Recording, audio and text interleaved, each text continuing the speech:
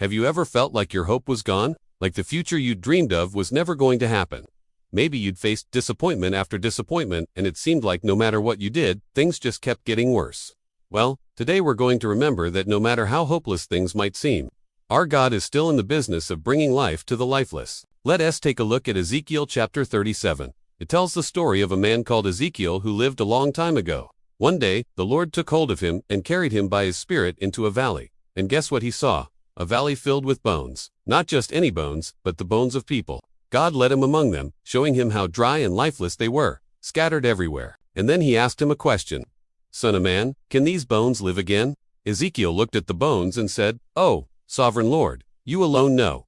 That's when God told him to prophesy to those bones, to tell them that even though they were dry and dead, he was going to bring them back to life. So Ezekiel did what God asked him to do. He spoke the message, and wouldn't you know it, there was a sound, a rattling across the valley floor. The bones began to come together, bone to bone, until there wasn't a single bone out of place, but there was still no breath in them, no life. And God told Ezekiel to do one more thing. He wanted him to prophesy to the breath, to call to the winds, and say, "Come, O breath, from the four winds, breathe into these dead beds, that they may live." So Ezekiel raised his arms, and a rushing wind blew across the valley.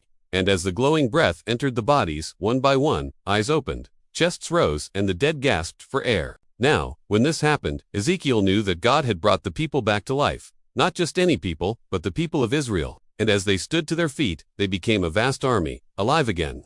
God then told Ezekiel, "Son of man, these bones are the people of Israel. They say, 'Our hope is gone. We are cut off. Our future is dark, and there is no light ahead. But I will open their graves of despair, raise them up and bring them home again. I will put my spirit within them, and they will live. Then you will know that I, the Lord, have spoken, and I have done it, says the Lord." No matter how hopeless your situation might seem right now, remember, the God who brought the dead to life in Ezekiel's story is still in the business of bringing life to the lifeless. If you believe in him and trust in his words, he can bring hope and new life to your situation too. This is the message for today.